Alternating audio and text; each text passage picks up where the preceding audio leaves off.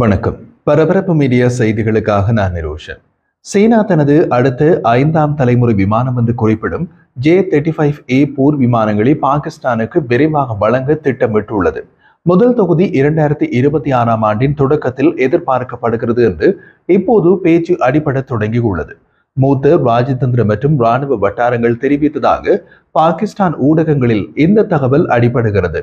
தெற்காசியாவின் விமான சக்தி சமநிலையை வியத்தகு முறையில் மறு வடிவமைக்கக்கூடிய ஒரு நடவடிக்கை இது என்றும் அவர்கள் குறிப்பிடுகிறார்கள். இஸ்லாமாபாத் இப்போது அதன் முதல் தொகுதியை 2026ஆம் ஆண்டின் முதல் காலாண்டில் பெறும் என்று எதிர்பார்க்கப்படுவதாக தகவல் வெளியாகிறது. ஆனால் இந்த விஷயம் தொடர்பாக வெவ்வேறு ஊடகங்கள் வெவ்வேறு தகவல்களை வெளியிடுகின்றன. ஒரு ஊடகம் பாகிஸ்தான் விமானப்படை PAF உள்ள மூத்த அதிகாரிகளை மேற்கோள் காட்டி பாகிஸ்தானுக்கு J-35A போர் விமானங்களை 6 மாதங்களுக்குள் ஒப்படைக்குமாறு சீனாவின் ஷெங்யாங் விமான கழகத்தை சீனா முடுக்கிவிட்டுள்ளது என்று கூறுகிறது. மற்றொரு ஊடகம் முதலில் 2026ஆம் ஆண்டின் பிற்பகுதியில் திட்டமிடப்பட்டிருந்த விநியோகம் இப்போது முற்போடப்பட்டு பாகிஸ்தான் இப்போது அதன் முதல் தொகுதி J-35A போர் விமானங்களை பெரும்பாலும் இந்த ஆண்டு ஆகஸ்ட் மாதத்திற்கு முதல் 30 ஜெட் விமானங்களை பெறும் என்று எதிர்பார்க்கப்படுகிறது என்கிறது. அதாவது இன்னும் 3 மாதங்களுக்குள் 30 விமானங்கள். இந்த இரண்டு ஊடகங்களின் கூற்றுக்களையும் கண்ணை மூடிக்கொண்டே நிராகரிக்கலாம். அதற்கு வாய்ப்பே கிடையாது. இது என்ன பொம்மை விமானமா அல்லது திடீர் உப்புமாவா? இவ்வளவு துரித கதையில் விமானங்களை தயாரிக்க முடியாது. விமானங்கள் தயாரிக்கப்பட்ட பின் அவற்றை ஒப்படைப்பதற்கு முன் செய்யப்படும் சோதனைகளுக்கு குறைந்தபட்சம் 4 மாதங்கள் தேவை. மற்றொரு ஊடகம் ஆரம்ப ஒப்பந்தத்தின் கீழ் 2026ஆம் ஆண்டின் இறுதியில் 40 J-35A விமானங்களில் முதல் தொகுதியை பாகிஸ்தான் பெற தொடங்க திட்டமிடப்பட்டது. ஆனால் திருத்தப்பட்ட காலக்கெடு இருதரப்பு பாதுகாப்பு ஒத்துழைப்பு இயக்கும் அவசரத்தை அடிக்கோடிட்டு காட்டுகிறது. இந்த முன்னேற்றங்களை இஸ்லாமாபாத் பாகிஸ்தான் விமானப்படை PAF அல்லது SAC இன்னமும் அதிகாரப்பூர்வமாக ஒப்புக்கொள்ளவில்லை என்றாலும் இந்த அறிக்கைகளின் எடை பாகிஸ்தானின் எதிர்கால விமான போர்த்திறன் ஒரு தலைமுறை பாய்ச்சலின் உச்சத்தில் உள்ளது என்ற எதிர்பார்ப்புகளை அதிகரிக்கிறது என்கிறது. இதுவும் நம்புவதற்கு கடினமான கூற்று. ஏனென்றால் நாம் அறிந்தவரை பாகிஸ்தான் J-35A விமானங்களில் ஆர்வம் காட்ட தொடங்கியதே கடந்த ஆண்டு ஜனவரி மாதத்தில்தான். அதன் பின் விமானத்தில் செயல்திறன் பரிசீலிக்கப்பட வேண்டும், ஒப்பந்தம் தொடர்பாக பேச்சுவார்த்தை நடக்க வேண்டும், விலை முடிவாக வேண்டும். இவற்றுக்கெல்லாம் பல மாதங்கள் கால அவகாசம் தேவை. அதன் பின்னரே ஒப்பந்தம். அதுவும் 40 விமானங்களுக்கான ஒப்பந்தம் என்றால் 40 விமானங்களை தயாரித்து முடிக்கவே 4 முதல் 5 ஆண்டுகள் தேவை. சரி, சீன விமான தயாரிப்பு நிறுவனம் SAC எனப்படும் ஷென்யாங் ஏர்கிராஃப்ட் கார்ப்பரேஷன் இதுவரை எத்தனை J-35A விமானங்களை தயாரித்துள்ளார்கள் என்பதை இப்படி J-35A விமானங்களின் கேலண்டர் தேதிகளை அறிவிக்கும் ஊடகங்கள் தெரிந்து வைத்திருக்கிறார்களா? பெரும்பாலும் அந்த ஊடகங்களுக்கு அது தெரிந்திருக்காது. J-35A ரகத்தின் முதல் விமானம் தயாரிக்கப்பட்ட தேதி 2021ஆம் ஆண்டு அக்டோபர் 29ஆம் தேதி. J-35A ரகத்தின் முதல் விமானம் தயாரிக்கப்பட்ட தேதி 2023ஆம் ஆண்டு செப்டம்பர் 26ஆம் தேதி. அன்றிலிருந்து இன்று வரை தயாரிக்கப்பட்ட மொத்த விமானங்களின் எண்ணிக்கை எவ்வளவு தெரியுமா? வெறும் 8 விமானங்கள் மட்டுமே. அவ்வளவு ஆமை வேகத்தில் நடக்கிறது அதன் தயாரிப்பு. இந்த லட்சணத்தில் கடந்த ஆண்டு இறுதியில் ஒப்பந்தம் செய்து அடுத்த ஆண்டு இறுதிக்குள் 40 விமானங்களை தயாரித்து கொடுக்க முடியுமா? 2024ஆம் ஆண்டின் பிற்பகுதியில் இருந்து வந்த அறிக்கைகள் 40 J-35A ஸ்டெல்த் போர் விமானங்களை வாங்குவதற்கான பாகிஸ்தானின் திட்டங்களை முதலில் வெளிப்படுத்தின. கடந்த ஆண்டு இறுதியில் சீனாவின் மத்திய ராணுவ ஆணையத்தின் துணைத் தலைவர் ஜெனரல் யாங் யோக்ஸியா இஸ்லாமாபாத்திற்கு உயர்மட்ட பயணம் மேற்கொண்டதை தொடர்ந்து இந்த ஒப்பந்தம் பற்றி பேசினார்கள். அப்போது அவர் பாகிஸ்தான் ராணுவ தளபதி ஜெனரல் அசீம் முனீருடன் மூடிய கதவுக்குள் பேச்சுவார்த்தை நடத்தினார். இந்த ஆண்டு ஏப்ரலில், அதாவது கடந்த மாதம், பாகிஸ்தான் விமானப்படை PAF தலைமை விமான தளபதி மார்ஷல் ஜாகிர் அகமது பாபர் பெய்ஜிங்குக்கு பயணம் செய்த போது மேலும் ஊகங்கள் எழுந்தன.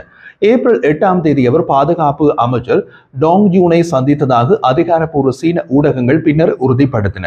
குளோபல் டைம்ஸ் செய்தி வெளியிட்டபடி இந்திய விமானப்படை நவீனமயமாக்கலின் பின்னணியில் சீனா பாகிஸ்தான் ஆகிய இரு நாடுகளுக்கும் இடையே மூலோபாய ராணுவ ஒத்துழைப்பை விரிவுபடுத்துவதில் இந்த சந்திப்பு கவனம் செலுத்தியது என்று குறிப்பிட்டது.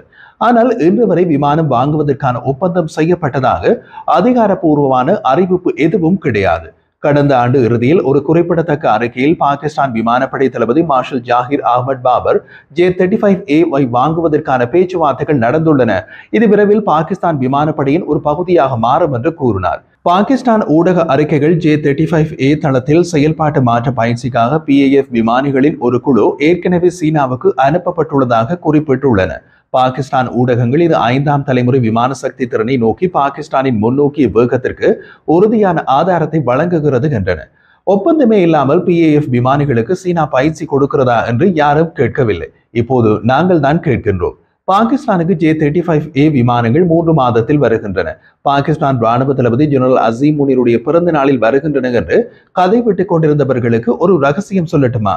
J-35A விமானங்கள் இன்னமும் சீன விமானப்படையின் பாவனைக்கு வரவில்லை.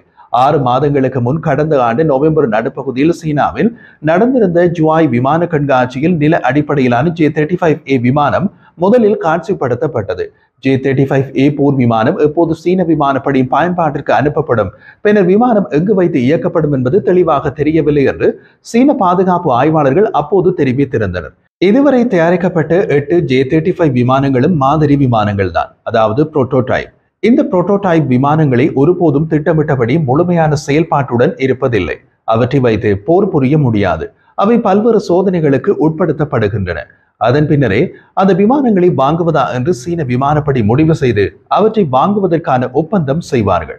அதற்குள் சில ஊடகங்கள் அவசரப்பட்டு அந்த விமானங்களை பாகிஸ்தானுக்கு விற்றுவிட்டு டெலிவரிக்கு நாள் குறித்து அழைப்புதலும் அனுப்பிவிட்டார்கள். சரி, 2012ஆம் ஆண்டு FC-31 என்ற பெயரில் தயாரிப்பு ஆரம்பிக்கப்பட்ட J-35A இவ்வளவு தாமதமாகிறது ஏன்? பல காரணங்கள் உள்ளன. ஆனால் பிரதான காரணம் சீனர்களுக்கு எப்போதுமே உள்ள என்ஜின் தேர்வுகள். இன்று வரை J-35A விமானத்திற்கு சரியான என்ஜின் தேர்ந்தெடுக்கப்படவில்லை. ஆரம்பத்தில் FC-31 மற்றும் பின்னர் வந்த ஷென்யாங் J-35இன் 2 முன்மாதிரிகளில் வெவ்வேறு என்ஜின் விருப்பங்களை பரிசோதித்து பார்த்தனர். ஆரம்பகால முன்மாதிரி கிளிமோஃப் RD-93 என்ஜின்களுடன் பொருத்தப்பட்டது. RD-93 ரஷ்ய தயாரிப்பு என்ஜின். RD-93 என்ஜின் 5வது தலைமுறை விமானத்திற்கு திறமையற்றதாக கண்டுபிடிக்கப்பட்டது. அது விமானம் இயங்கிய போது கருப்பு நிற வெளியேற்றங்களை வெளியேற்ற வழிவகுத்தது. RD-93 என்ஜின் நிராகரிக்கப்பட்டது. அந்த கட்டத்தில் உள்நாட்டு தேர்வுகளுடன் மாற்றுவது சீன விமான போக்குவரத்தை தொழிற்கழகம் AVICயின் முன்னுரிமையாக மாறியது. இரண்டாவது FC-31 முன்மாதிரி விமானம் உள்நாட்டு கொய்சோ WS-13E என்ஜினுடன் பொருத்தப்பட்டுள்ளது. இது பாகிஸ்தானின் பொம்மை விமானம் JF-17 இயக்கும் அதே கொய்சோ WS-13 என்ஜினின் மேம்படுத்தப்பட்ட மாறுபாடு. இது 87.2 kN அதிகபட்ச உந்துதலை வழங்கியது. WS-13E என்ஜின் RD-93 என்ஜினை விட புகையேற்றது. ஆனால் அதுவும் 5வது தலைமுறை விமானத்திற்கு போதாது.